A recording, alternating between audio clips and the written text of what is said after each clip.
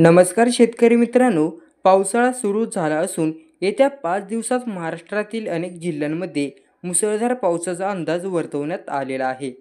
मान्सूनने महाराष्ट्रातील बराच परिसर व्यापलेला असून आता पावसाला जोरदार सुरुवात होणार आहे. अनेक ठिकाणी मुसळधार पाऊस होत आहे. महाराष्ट्रात देखील मोसमी पावसाचे आगमन झाल्याने तापमानात प्रचंड घट पाहायला मिळत आहे.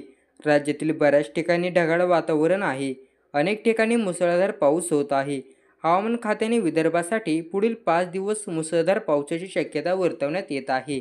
अनेक जिल्ह्यांमध्ये हलका ते मध्यम स्वरूपाच्या पावसाची शक्यता वर्तवली आहे.